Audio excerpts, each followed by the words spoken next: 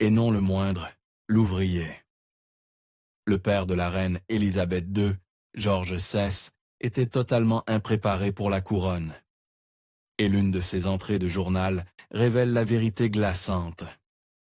Le roi Georges VI était le remplaçant, pas l'héritier. Quand un scandale a ébranlé la monarchie, il a été propulsé dans un rôle que personne ne pensait qu'il pourrait assumer. Ce qui a suivi a redéfini la nation et l'homme qui la dirigeait. Le futur roi est né pendant le règne de son arrière-grand-mère, la reine Victoria, et a été baptisé Albert en l'honneur du défunt prince consort. Au moment de sa naissance, Albert était un lointain quatrième dans la ligne de succession au trône, ce qui était probablement pour le mieux. Il tombait souvent malade. Il était facilement effrayé et quelque peu enclin aux larmes.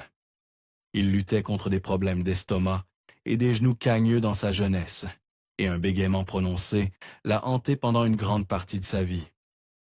En 1910, tant la reine Victoria que le grand-père d'Albert, le roi Édouard VII, étaient morts. Cela a fait passer Albert à la deuxième place dans la ligne de succession au trône.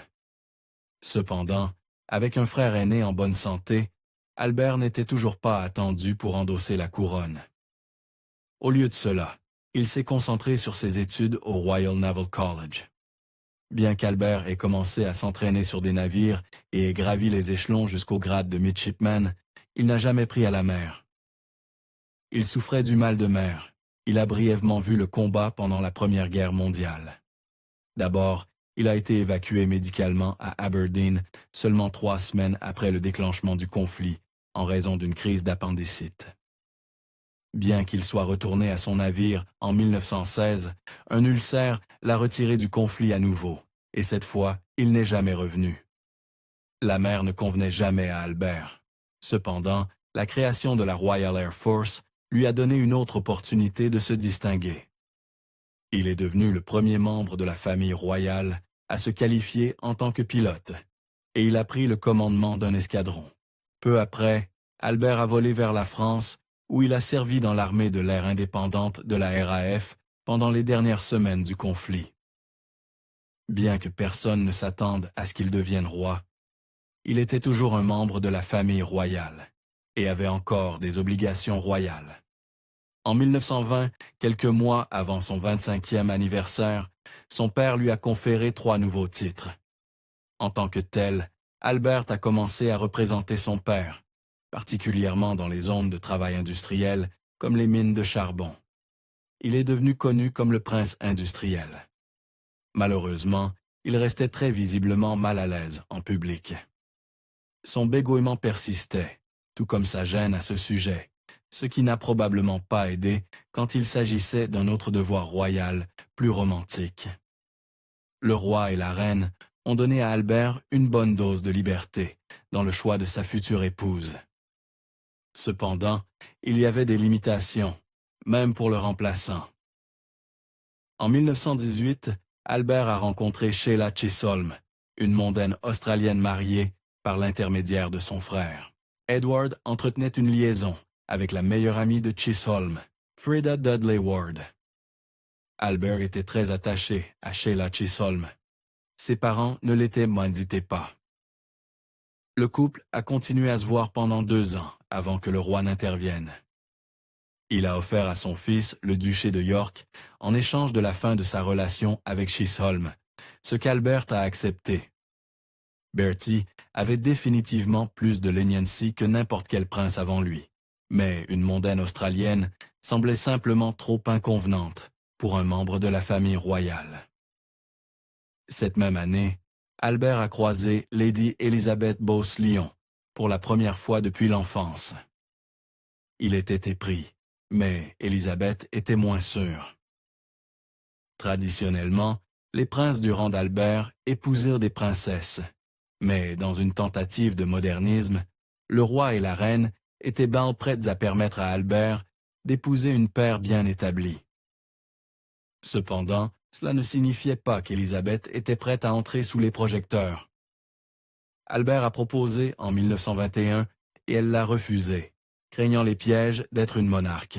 Malgré sa réticence, Élisabeth a été accueillie dans la famille royale, agissant même comme demoiselle d'honneur au mariage de la sœur d'Albert, la princesse Mary, en 1922. Quand Albert a proposé à nouveau un mois plus tard, elle a refusé. Mais Albert était déterminé. La troisième fois qu'il a proposé, Élisabeth a accepté, et ils se sont mariés à l'abbaye de Westminster le 26 avril 1923. Le couple a eu 2 enfants, Margaret et Élisabeth. Albert a continué avec ses devoirs royaux attendus, Élisabeth le rejoignant souvent lors de tournées royales. Cependant, les discours publics continuaient d'être difficiles pour lui. Il bégayait encore, rendant les discours douloureux pour lui-même et son public. Après un discours particulièrement éprouvant à l'exposition de l'Empire britannique en octobre 1925, Albert a fait face au fait que quelque chose devait être fait. Il avait besoin d'aide pour son trouble de la parole s'il allait continuer dans ses devoirs royaux. Il a engagé un orthophoniste, Lionel Logg, né en Australie. Logg a prescrit des exercices vocaux et respiratoires réguliers pour aider Albert à se détendre et à se sentir plus confiant dans sa parole. Albert a engagé Logg en 1926, et lors de sa tournée en Australie en 1927, tout avait changé. Albert a parlé avec confiance lors de l'ouverture de la nouvelle maison du Parlement à Canberra. Logg est resté présent dans la vie d'Albert, le soutenant avant les discours majeurs jusqu'à la fin des années 1940. Albert était le 2e fils, ce qui signifiait que son frère Edward était le premier dans la ligne pour prendre le trône après la mort de leur père. Tout le monde le voyait comme hautement probable qu'Edward se marie et ait des enfants, poussant Albert hors de la succession. En contraste avec Albert, Edward semblait être le futur monarque parfait. Il était charmant et charismatique. Il pouvait contrôler une pièce, mais il avait une tendance à s'amuser trop. Et leur père, le roi George V, avait ses doutes sur l'aptitude d'Edward à la couronne. Il a dit « Après ma mort, le garçon se ruinera en 12 mois. » En réalité, cela n'a pris à Edward que 11 mois. George V est mort le 20 janvier 1936 et Edward lui a immédiatement succédé en tant que roi d'Angleterre, avec un couronnement prévu pour mai de l'année suivante. Edward s'est rapidement fait un spectacle de lui-même. Il était négligent dans ses devoirs, faisait des commentaires sans réfléchir et plaçait sa vanité au-dessus de la tradition. Le 11 décembre, il avait abdiqué, jetant la monarchie britannique dans le chaos et le scandale, tout au nom d'une femme. Wallis Simpson était mariée à Ernest Simpson, son 2e mari, quand elle et Edward se sont rencontrés. Au moment où Edward a pris le trône, elle était maintenant 2 fois divorcée. L'opinion publique et privée de tous les impliqués était que le peuple britannique ne tolérerait pas une femme aux mœurs aussi douteuses comme leur reine. Essentiellement, étant dit de choisir la couronne ou la femme qu'il aimait, Edward a choisi Simpson et a changé le cours de la vie de son frère pour toujours. Ce geste était sans précédent.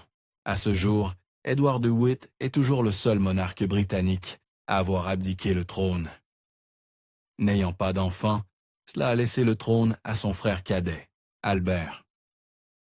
Albert n'avait jamais attendu ni voulu le trône. Malgré avoir été appelé Bertie pendant toute sa vie, le nom complet d'Albert était Albert Frederick Arthur George. Quand est venu le moment de choisir son nom royal, il a choisi de devenir le roi George VI. C'était un mouvement politique intelligent.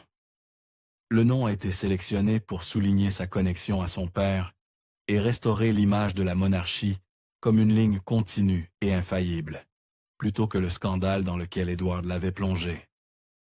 5 mois plus tard, Albert s'est assis dans le fauteuil à l'abbaye de Westminster et est officiellement devenu le roi George VI de Grande-Bretagne ainsi que l'empereur de l'Inde. Au moment où il a pris le trône, le rôle du monarque britannique était largement performatif. Il pouvait offrir des conseils aux politiciens et était un visage public pour la nation, Mais ils n'avaient pas de réel pouvoir. Cela signifiait que tandis que les tensions grandissaient en Europe, Albert pouvait faire peu à ce sujet. Bien que l'histoire ait fait paraître particulièrement mauvaise la décision de Neville Chamberlain d'apaiser Hitler avec l'accord de Munich en 1938, Albert a publiquement soutenu le Premier ministre, l'invitant à apparaître avec la famille sur le balcon de Buckingham Palace. À l'été 1939, Albert et sa femme sont partis pour une tournée au Canada et aux États-Unis. La motivation principale de cette tournée était politique. L'Amérique n'était jamais obligée de rejoindre la Grande-Bretagne au combat. Et de nouveaux changements signifiaient que le Canada était libre de décider de son soutien également. Le but était d'encourager le soutien public au cas où la Grande-Bretagne serait entraînée dans un conflit une fois de plus. Albert n'était roi que depuis un peu moins de 3 ans, quand l'Allemagne a envahi la Pologne et que la Seconde Guerre mondiale a commencé. Bien que le Parlement soit finalement responsable de naviguer le conflit, à bien des égards, la monarchie est devenue le visage public de l'esprit et de la détermination britannique face à l'adversité. Quand le Blitz a commencé en 1940 et que les Allemands ont commencé à faire pleuvoir des bombes sur Londres, Albert et Élisabeth auraient dû partir pour un endroit plus sûr. Mais ils ne l'ont pas fait. Bien qu'ils passent typiquement leurs nuits au château de Windsor, ils sont restés à Buckingham Palace tout au long du conflit. Le 13 septembre, près d'une semaine après le début du Blitz, 2 explosifs allemands ont atterri dans la cour du palais, blessant presque le couple royal, qui était en résidence. Le conflit a donné à Albert et à sa famille un élément de relatabilité qui n'existait pas auparavant. Ils ont affronté les dangers du Blitz. Ils ont rationné la nourriture au sein du palais. Et en août 1942, ils ont rejoint la nation dans le deuil d'une perte personnelle. Le frère d'Albert, le duc de Kent, a été tué pendant le service actif. La Seconde Guerre mondiale a égalisé la famille royale d'une manière qu'aucun autre événement n'avait fait. Et cela a augmenté la bonne volonté du peuple envers Albert et sa famille, même face à un changement politique imminent. Winston Churchill a remplacé Neville Chamberlain en tant que Premier ministre en 1940. Albert et le nouveau PM se sont initialement mal entendus, car Churchill a nommé Lord Beaverbrook au cabinet, une décision qu'Albert n'approuvait pas. Cependant, leurs réunions fréquentes et la pression du conflit les ont rapidement liés. Ensemble, ils n'ont pas seulement changé l'histoire, mais l'ont définie. Chaque mardi, ils se rencontraient pour déjeuner et discutaient ouvertement du conflit. C'était probablement l'un des rares endroits où chacun sentait qu'il pouvait parler franchement avec un égal. Pendant cela, ils ont développé ce qui est typiquement considéré comme la relation la plus proche dans l'histoire moderne, entre un monarque et un premier ministre, une qui a persisté même après la Seconde Guerre mondiale. Bien qu'Albert n'ait peut-être pas détenu le pouvoir de prendre des décisions de la même manière que Churchill, le peuple de Grande-Bretagne valorisait encore son rôle pendant le conflit. En 1945, tandis que la nation célébrait le jour de la victoire, les foules scandaient « Nous voulons le roi ». Une demande qu'Albert leur a accordée, invitant Churchill à apparaître sur le balcon également. À la maison, le peuple aimait Albert. Dans le monde extérieur, son image était quelque peu différente. L'Angleterre avait passé une grande partie du 19e siècle à construire son empire. Ils ont procédé à passer une grande partie du 20e siècle à le démanteler. Et le règne d'Albert a vu certains des plus grands changements. England 1584. Les premiers pas avaient déjà été faits pendant le règne de son père, avec le statut de Westminster en 1931, qui a transformé les dominions de la Grande-Bretagne en États souverains séparés. Le reste s'effondrerait après la Seconde Guerre mondiale. À la fin des années 40, il deviendrait un Commonwealth, avec de nombreux États souverains connectés à la monarchie par la formalité seule. L'Inde luttait pour l'indépendance depuis un certain temps. Il luttait également avec des luttes religieuses internes. La séparation de l'Inde et du Pakistan en août 1947 était une première étape pour gérer ces deux problèmes. L'empire de la Grande-Bretagne était bien et véritablement coulé au moment où le règne d'Albert s'est terminé. Albert avait lutté contre de nombreuses complications de santé tôt dans la vie. À mesure qu'il vieillissait, ses problèmes n'ont fait que s'aggraver. Mars 1949 a marqué le début de son déclin. Il a reporté une tournée prévue en Australie et en Nouvelle-Zélande en raison d'un blocage dans sa jambe droite et n'a jamais pleinement repris ses devoirs royaux à nouveau. Au lieu de cela, sa fille Élisabeth et son mari Philippe, duc d'Édimbourg, sont allés en tournée à sa place. Élisabeth et Philippe ont commencé à prendre en charge plus de devoirs d'Albert à partir de ce moment. En mai 1951, Albert a ouvert le Festival of Britain. Cependant, le 4 juin, les choses avaient pris un tournant dramatique. La famille royale a annoncé qu'Albert aurait besoin d'un repos complet à partir d'immédiatement, perturbant l'arrivée du roi de Norvège cet après-midi-là. 3 mois plus tard, après la découverte d'une tumeur, la moitié du poumon gauche d'Albert a été enlevée. Bien qu'il ait donné son discours de Noël cette année-là, il a été enregistré en section et assemblé. Il a fait sa dernière apparition publique le 31 janvier 1952. Il est allé à l'aéroport de Londres pour voir Élisabeth et Philippe partir pour leur tournée australienne. Ceux qui étaient les plus proches de lui avaient conseillé de ne pas y aller, mais il a fait comme il le souhaitait. Une bonne chose pour Élisabeth, car c'était la dernière fois qu'elle voyait son père vivant. Le roi George VI, connu sous le nom de Bertie par sa famille, est décédé dans la nuit entre le 5 et le 6 février. Comme c'était la coutume pour un monarque décédé, son corps a reposé en état à Westminster Hall du 11 février jusqu'au 15. Ses funérailles ont eu lieu à la chapelle Saint-George, au château de Windsor. En 1936, quand son frère a abdiqué le trône, George VI a écrit dans son journal sur sa réticence à abandonner sa vie pour prendre la couronne. Il a écrit qu'il s'est effondré et a sangloté comme un enfant quand il a dit à sa mère la nouvelle de l'abdication de son frère. Cependant, cette réticence s'est rapidement transformée en un sens du devoir patriotique qui a changé le monde. Selon les propres mots d'Albert, il a hérité d'un trône chancelant qu'il a essayé de stabiliser à nouveau.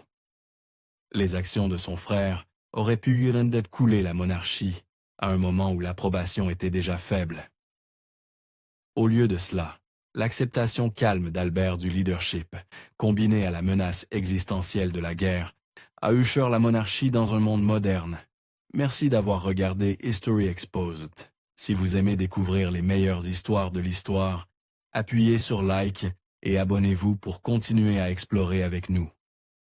N'oubliez pas de visiter notre page principale, Factinate, pour plus de faits incroyables sur tout.